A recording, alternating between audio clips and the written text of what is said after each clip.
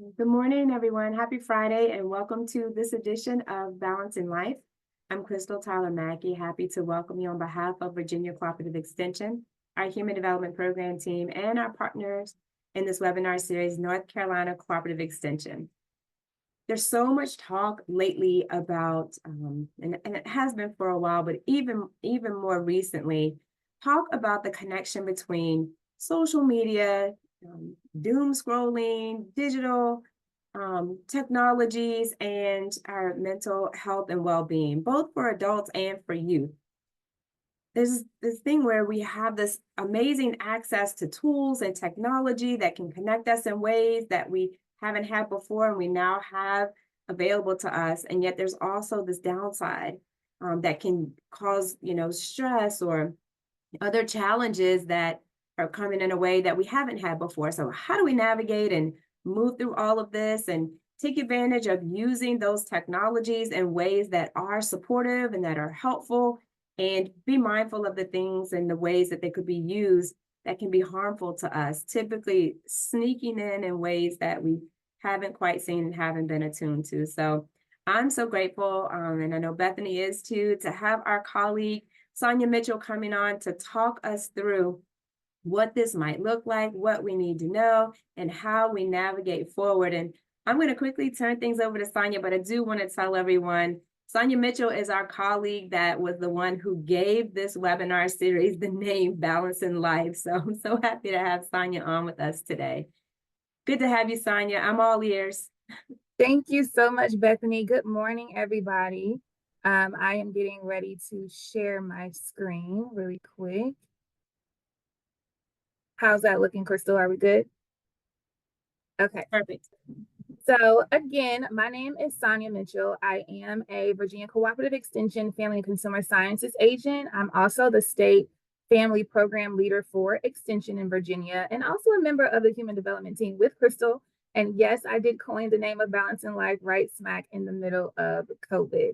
So today I will be doing this presentation on digital and mental well-being for teens and adults. If you see me kind of looking to the side, it's because my slide is on a separate screen. So we'll be getting through this. So a fun fact about me, not only am I an extension agent, but I'm also a content creator myself. For the last 7 years, I have spent time online creating content around fashion and other topics. And so I have a pretty good experience with creating and consuming content on a regular basis. Something that I've learned over the years is social media is an amazing tool for education, entertainment, and a sense of community. I've been able to build up a very large community of plus size and curvy women wanting to learn about fashion and how to elevate their fashion sense on several platforms on social media. And on the flip side, I have the personal experience with the large influence on how it affects our ability to regulate our emotions, our self-worth, our contentment with life, and our overall mental health. And just a heads up, it doesn't just affect one age group. We are all susceptible to the allure of the scroll. So I want to talk about that term, the scroll, for a little bit. I hope that you guys recognize the behavior going on in the video behind these words. What is the scroll? So if you're anything like me, my thumb gets a healthy workout on my phone very regularly, okay? So the scroll is a phrase that I coined. It's just the activity of engaging on social media through scrolling and consuming content for a prolonged period of time. Scrolling usually turns into mindless or automatic behavior, meaning we're not even thinking about it at some point, with the hopes of a reward like entertainment, laughs, or consumption of likable or relatable content. Everybody is susceptible to this. There's been times where I've been scrolling on my phone and I don't even know what I've watched the past 10, 15 videos because I'm just so used to my thumb having that reaction. Prolonged scrolling often can distract us from our responsibilities, conditioning us to neglect our priorities for short-term entertainment. That is one of the number one indicators that scrolling is affecting your well-being, is when it starts to distract you from the things that you're actually supposed to be doing in order to receive some sort of short-term gratification that really kind of comes at you quickly and ends quickly as well. So I want to take a second to watch this little video really quick on why we can't stop scrolling. I want to make sure everybody can hear it. What do these two things have in common? Well, before I get to that, I should probably explain what this thing is. This is a Skinner box. It's been used in the past by psychologists to study behavior. As you can see, the box features a bar, and when the mouse presses the bar, it sometimes gets food. But other times, nothing happens. Over time, the mouse learns that when it pushes the bar, it might receive food.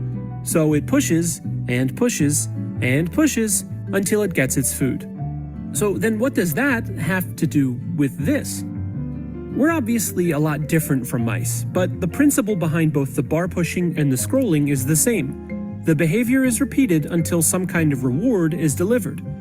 In this case, the reward is a post that we find to be funny, entertaining, or something we just plain like. We stop scrolling long enough to take it in, and then it's right back to scrolling in search of the next post that scratches that itch. Sound familiar? Social media feeds are infinite by design. You could scroll forever and never run out of posts. This scrolling can sometimes feel automatic or mindless, more a result of conditioning than a constant choice. This leads us to spend more time on social media than we intend to, sometimes more than we want to. And that can cause some issues. Let's say you wake up, get on your phone, and start scrolling. Scroll too long and you might be late for work. In more extreme cases, it could cause you to neglect other aspects of your life or experience anxiety when you're away from your phone. When you interact with posts on social media, you're providing data to these sites. They then take this data and use it to further personalize your feed, showing content and ads similar to what you've engaged with previously. This isn't necessarily a bad thing. A more personalized feed can introduce you to content you may not have seen otherwise. However, this design reinforces our scrolling behavior and greatly increases the amount of time we spend using social media. And this is more or less their goal. They're simply businesses who want their users to spend more time using their app or website. The good news is, we aren't mice. We may push on that theoretical bar much like they do, but we possess the intelligence that they lack. It's perfectly okay to use social media, but it's also important to be aware of when we're overdoing it. It may not always be easy to break free from the grasp of the infinite scroll, but it starts with awareness. GCF Global. All right, so I found that video on social media while I was doing my research, and I thought it was a great example of how we tend to get addicted to the scroll. And one of the things that is being researched more often when it comes to social media and mental health is the fact that most of us have some sort of addiction to social media. And I challenge you, if you say that, oh, I'm not that person, to try to go 24 hours without your phone, without scrolling. There have been times where we have moments where we say, oh, I want to take a break. I want to sit down and rest. But are we really resting if we're spending that hour and a half scrolling through our phones? Have we given our brains the break that it needs and not just our body? So I want to show you some statistics. According to a recent Michigan State study, and when I say recent, this is of January 2024, so just this year, an estimate of 210 million people suffer from social media addiction in the United States. When it comes to teens in particular, they spend an average of 7 hours and 22 minutes of screen time per day. The average adult American works 8 hours a day. So if a teen is spending 7 hours and 22 minutes of screen time per day, that's equivalent to the job that we're all doing in our 9 to 5 every day. That's about 40 hours a week of screen time. Kids 8 to 12-year-olds spend an average of 4 hours and 44 minutes of screen time per day. So that is the equivalent of a part-time worker, about 5 hours a day, roughly about 29 to 30 hours a week. 43% of teens between 13 and 17-year-olds say that they feel bad about themselves if no one likes or commented on their posts, which I can relate to as a social media influencer. I post content on social media as a form of not only income, but that community that I like to create. And so you do feel that disconnect with your audience when no one is interacting or engaging with your post. But 35% of these teens also reports that they have experienced cyberbullying, which we know is a large issue with social media alone. And 43% of teens have deleted social media posts due to receiving too few likes. So that need for validation, that need to be seen, will cause someone to delete their post altogether because they didn't receive enough likes. And what is enough likes?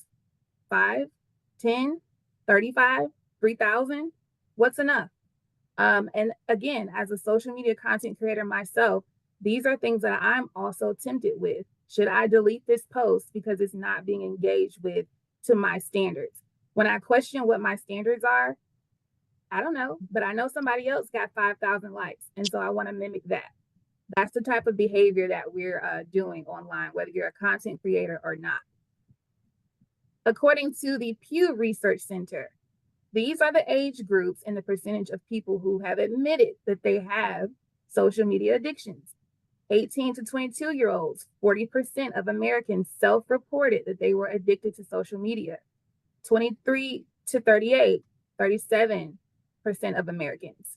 38 to 54 is 26. We're getting up there in age. And 55 to 64, 21% of Americans self-report being addicted to social media on several different platforms. So it's not just teens, it's adults, it's people throughout the lifespan having these experiences where they can't put their phone down and they can't stop consuming content on a regular basis. So with a lot of research articles that have studied this, like Yale Medicine, they also did a research article this January, and also another researcher did one in March of 2024, so just a couple of weeks ago. They've been identifying some common concerns about social media effects on teens and adults. So we're going to go through the teens first. Here are the major concerns: the type and appropriateness of content they're consuming on a regular basis. Sometimes we are exposing youth to very adult topics a little too soon, and they're consuming this on a very regular basis. How their time online can cause them to neglect basic health needs like going to sleep, getting exercise, as well as their daily responsibilities like homework and chores. How social media informs their identity. So who social media is telling them they are or are not is directly correlated to how they inform their self-worth, their impulse control, whether that is emotional regulation or even consumerism, shopping. And so those are the things that are affecting them. It goes on to identify things like, what is social media teaching their underdeveloped brain about the highs and lows of life? Social media tends to highlight these very highlight reels of someone's life. Is that realistic all the time? No. So what is it teaching our teens about the practicality of life experiences? And how is it shaping their experience, their expectations for the future? What is it telling them that they should expect from school, career, money, relationships, spirituality, politics, so many things, right? Is what they see on social media actually correlating to the values, morals, and beliefs they're learning at home? And if it's not, which narrative is having the stronger impact on their development?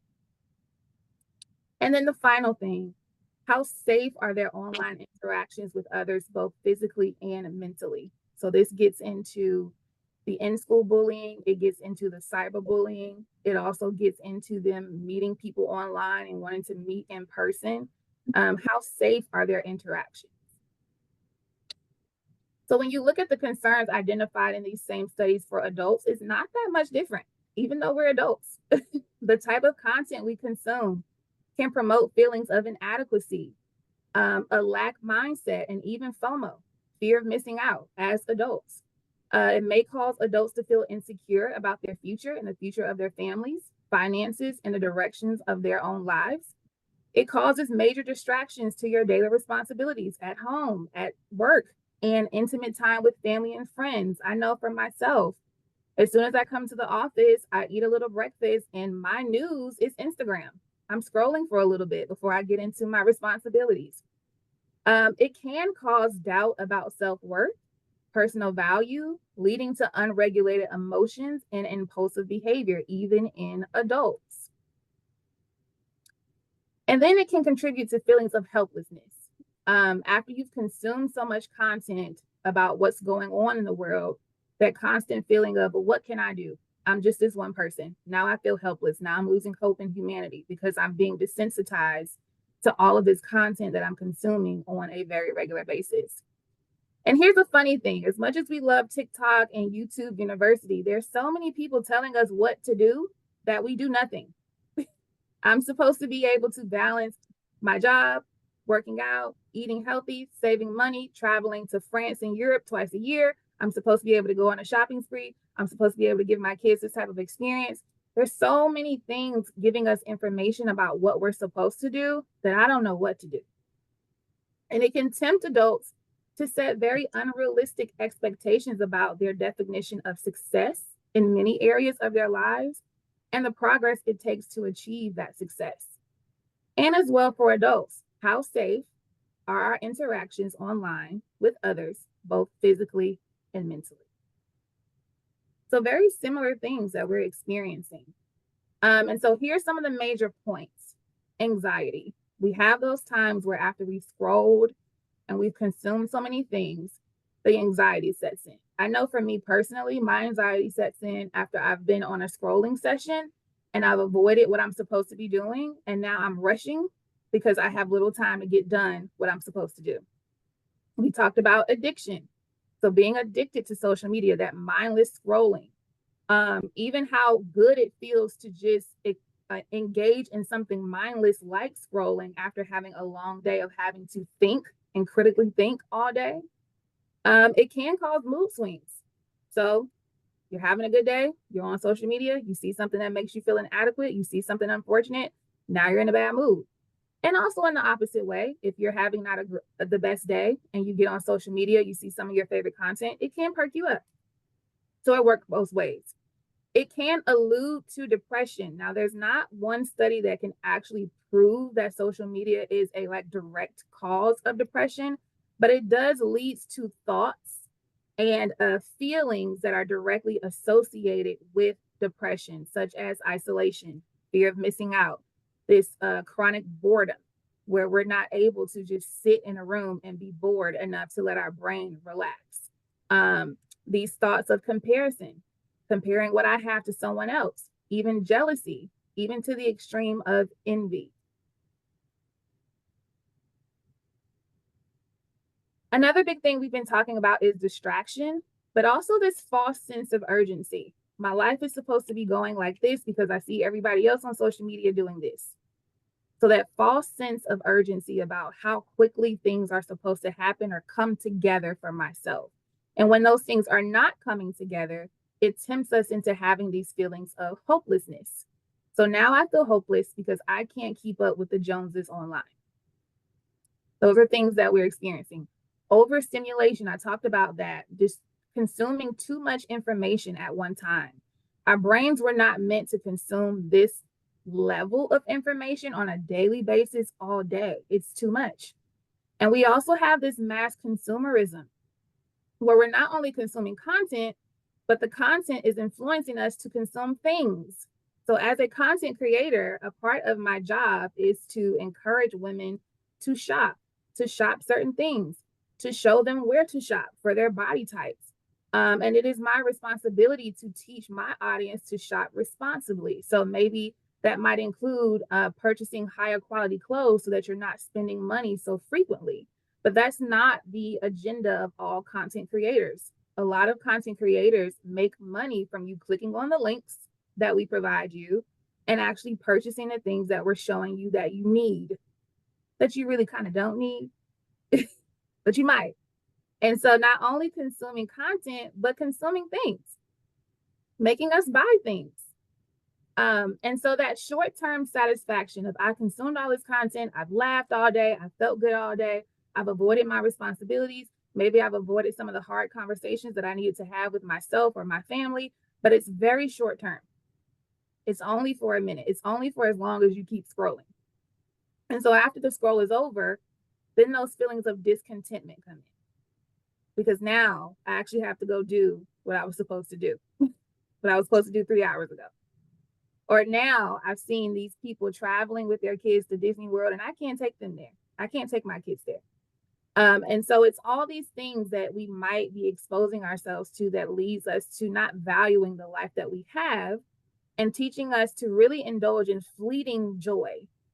This quick, oh, I'm happy, that makes me feel good, and then it's gone.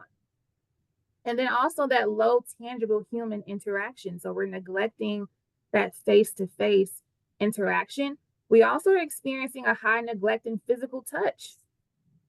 So being able to touch another human Hold being. on. Oh, sorry, Herman. And someone that you love, because your hands are occupied with your phone or your tablet or your laptop. So here is our goal. Our goal is to slow the scroll. Now, when I talk about slowing the scroll, I also mean that in a way where it will help you slow down the emotions and the things that you're experiencing when you're scrolling. So these kind of assistance with slowing down your emotions and being able to regulate and really identify what you have going on. Again, this video is playing in the background. I wonder how many of you can relate to this. You're in the bed. It's supposed to be time to go to sleep. And I'm just going to scroll on TikTok until I fall asleep. And then it's hours later and you are exhausted by the time your alarm goes off in the morning. So here's the thing. Here's an honest truth. A lot of us know what to do, even our teens. Our teens are very intelligent, but we're just not doing it. And that's a part of addiction, right? That's a part of something being so ingrained in our regular routine that we don't really know how to switch it up. So I'm going to kind of go through a few of these, and you can leave comments in the chat about some things that you have done, some things that works for your family, or even some things that you experience with social media scrolling as well. One of the things that helps me a lot is a social media fast. And so there are months, yes, I said a month, that I designate throughout the year where I am off social media completely. And so I let my audience know, like, hey, I'm fasting social media this month. You will not see a post from me.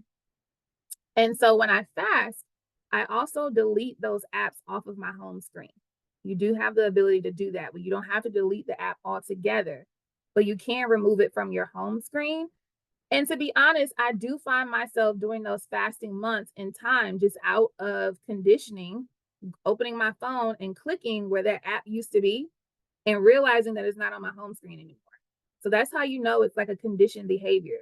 It's like, I know I'm fasting, but just out of my normal behavior, opening my phone and trying to click something that's not even on my home screen anymore. So I do these social media fasts. And what I realize when I'm fasting social media is my anxiety is significantly lower. I have the ability to be more gracious for the life that I have. I don't feel feelings of FOMO, fear of missing out. And I also feel a lot more relaxed. My emotions feel more regulated during these times of fasting. And I do spend the whole month about twice a year off of social media. And so we know we have those apps that will halt over usage.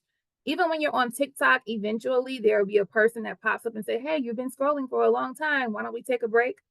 You have the ability to allow your phone to not let you open up an app after maybe an hour or two or usage or scrolling.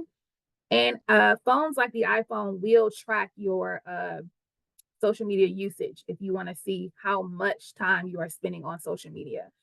But here's the thing.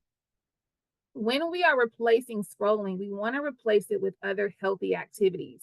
Any type of addiction recovery program will tell you that you don't just take anything away without replacing it with something that's better.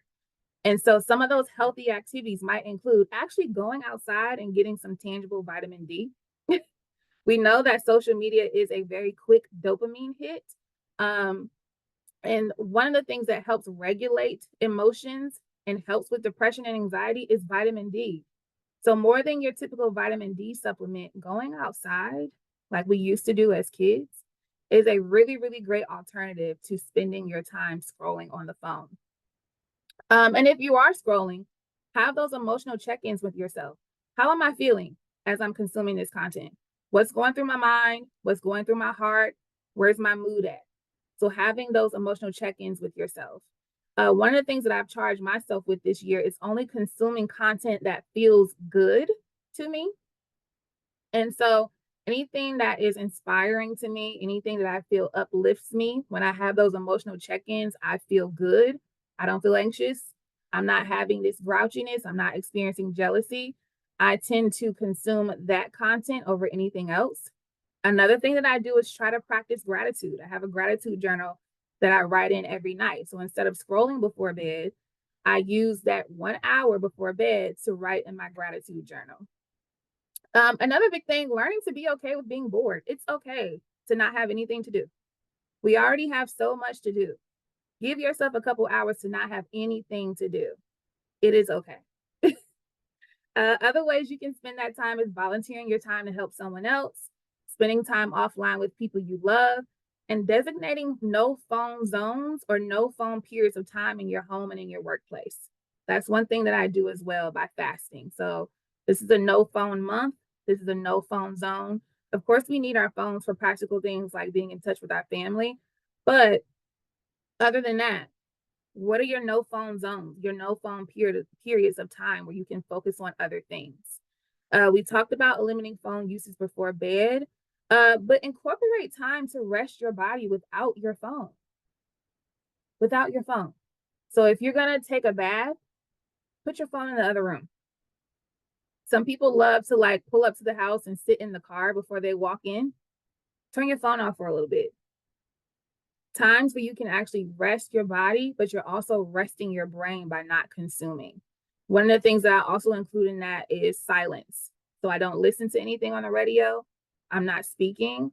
I'm literally just sitting in my car, listening to the birds chirp and the wind go, letting my brain be mindless in a healthy way.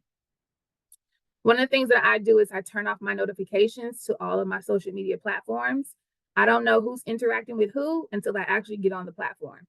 I can't stand that ding, ding, ding that comes into my phone all the time. So one of the things that I do is just make sure that all of my notifications are silenced on my phone. I don't see anything. I don't get anything until I actually open the app.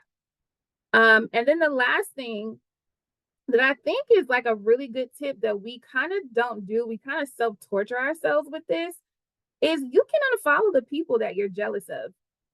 You can unfollow the people that make you have an emotional response to their post, whatever that response is that isn't positive. So if they make you feel insufficient, if you find yourself comparing, if you find yourself coveting or envious or aggravated, or you start to feel insecure when you look at this person's content, you can unfollow them or you can mute them, right? Because it's not that person's responsibility to emotionally regulate you, it's yours. And so be okay with not consuming content that provides a negative emotional response. And then the last thing is social media has its very beautiful pros, and it also has some really interesting and potentially damaging cons. And it's up to us to steward them all well. So with that being said, showing you my references that I used, Crystal, I will pop it back to you. Wow. Sonia, thank you so much. I mean, there's so many nuggets, so much rich advice chunked in there. I know people are going to want this slide deck so we can revisit that advice, but I just want to lift up just such a depth of gratitude. Just of you talking about the pros and the cons, and even you landing on that last slide, I feel like having this advice from someone who is also a content creator gives a different voice to, the opportunities that we have by having this technology available and the cautions. Yeah. Right? Just how easily those things sneak up on you. So I just have that appreciation. I don't know, Bethany, what's standing out for you? So all of it was fantastic. When Sonia got to that part about it's okay to be bored, that really pinged me. I listened to this podcast by a psychologist and this guy that's in tech. He's actually one of the creators of Qualtrics, and they were just talking about boredom. And it's the gateway to creativity. And so I would try to explain this to my kids when they're like, there's nothing to do and they're just on the phone or whatever. And like, lo and behold, now what my daughter Herman will love this does when she's bored is not on the phone. She's playing her guitar. She does electric and regular acoustic, and she's not great at it, but it's, you know, like, so there's those healthy things. And I loved your title for that slide too, the replacements, because it is things that we all know. It's common sense, like we do know them, but we're so bad at implementing. But when you break that habit, and so maybe it is that you physically need something in your hand to do, but it could be a fidget toy and you're not on the phone and your mind is clear, because they say when you're quote unquote bored, you're relaxed. And so like, how many times have we been trying to work on something and we're blocked up, but you go take a walk or you lay down for a second, you know, and a great idea comes to you, you know. And that's why a lot of people keep a pad of paper next to their bed, because they'll wake up with this thought, because the filters are off of your brain. So instead of like the idle time and you pick up the phone, and those reels can take your mind in all these directions, and you lose the ability to tune into the creativity that's trying to come through. So I just loved everything that you presented. It was so well done. Thank you, Sonia. You're welcome. Agreed. Herman, how about you? Well, I agree with the notifications turned off. I've been doing that for years because I'd rather just go over there and click the little thing, and that lets me know what's been going on rather than have it constantly popping up on the phone. What I do have a problem with, though, is not having my phone. And the thing that you said about, you know, take a break from your phone, it's almost like I get into anxiety and panic when I don't have my phone with me. I'm like, oh boy, suppose I have a heart attack, suppose I have a medical emergency. I can't even call anybody. I've left my phone at home.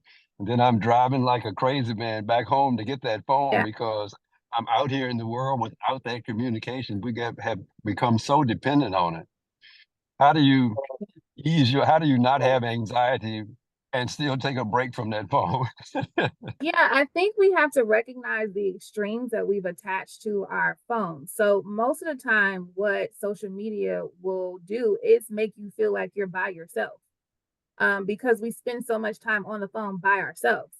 And so it prevents us from critically thinking in emergency situations. If I don't have my phone, I am literally going to die, which in some extreme measures, yes, having a phone is, you want to be able to contact authorities, your family, etc. But there are other people in the world, Herman, that would see you suffering, and hopefully they would come and help. There are other ways that we could get assistance. And so when I say to take time away from your phone, I don't necessarily mean drive to work every day without your phone. I'm not saying that. Right. But maybe you put it in the back seat. Maybe you put it in the other room while you're trying to focus on your homework or focus on this project. Like I said, when you're taking a bath, maybe you just keep your phone in your bedroom. It is just those moments where if we prioritize physical rest for our body, but we don't prioritize mental rest. And so silencing that noise, because a lot of times we're not even really looking at anything. There's times where I literally, like I said, I'm just scrolling and I don't even know what I've consumed. I'm just so used to my thumb doing that activity. It's very similar to some previous research they did about chewing gum and how it promotes people to overeat. You're not hungry. It's just your mouth is moving. And so it's telling your brain, I'm supposed to be swallowing something. I'm supposed to be eating. So it's similar to that. Okay, thank you. Like, yeah, and I you know, this whole resurgence of the flip phone that's not a smartphone, because Herman, you're talking about making a telephone call in an emergency. But our phones are computers now that have access to the other things. And so this resurgence of people choosing flip phones that don't have access to the internet is a really interesting thing to start thinking about too, even some younger people. So yeah, that's the other thing I've noticed with my phone. I'm always at work. with the extension, I mean, we're always in the public eye, and we could run into somebody Sure. in the mall or go to Virginia Beach and, hey, Herman, aren't you with 4-H? I was in there, and then you start talking, business, and you're back at work again and you're on vacation, Yep. but so we're never away from work. But this phone has really made it so we are never away from work because whoa, did I miss an email? Hold on, I'm gonna pull over and check my email real quick. You know, you can't even go out to dinner without thinking, oh shoot, did I answer that email from Crystal? Let me look. Yeah. Oh, what are you doing? Are you doing email? Yeah, I'm doing email. Hold on. Just hold on. Let me just one thing, Yep. and then you see something else. Oh boy, I didn't do that. Wait a minute. And next thing you know, you spend a half hour on the phone at the dinner table checking emails when you That's it's an true. And that's addiction, not like you even said. that. That's right. That's that boundaries, some of those boundaries, balancing life sessions that we've had, and that's not even specific to social media. So appreciate, Exactly. yeah, Sonia, just really appreciate the advice that you brought and the suggestions. Just being mindful of where we each are and Yeah. what are the things that we can do. And how do we, take and apply some of this to our own lives? It's going to be really important. I want to lift up and share because our time has really come to a close, but I want to lift up, a couple weeks ago, we had this session on getting out of debt, and many of you asked for more information. Sonia, you talked about buying the clothes, the things that you need versus the things that you want. It's really easy to slip down this path as well. So I just wanted to call your attention to this session. We're going to go a little bit deeper. So Karen Prof is going to come back and do a longer session on getting out of debt. So certainly join us for that if you'd like. In the meantime, I want to just have us each think about, as we head out this weekend and have, this week to really think about how we want to apply some of what we've learned from Sonia. We each know where we are and where our challenge areas are and what we're able to do as a next step. So just as Sonia mentioned, sometimes we can be overwhelmed by all of the advice we take in, and then we end up getting stuck and not able to do anything. Take a piece, take a small step, find out something that you can do that will be helpful for you, and really implement that in your life in a way that's going to allow you to continue to move forward in a positive way, and take advantage of the things that we have that will be helpful, and really minimize those things that can be harmful to each of us. So thanks so much for being here, Sonia. You're Thanks, so everyone. welcome, and I appreciate everybody's comments in the chat. Thanks, everyone. Have a great weekend. Take care all. Bye-bye.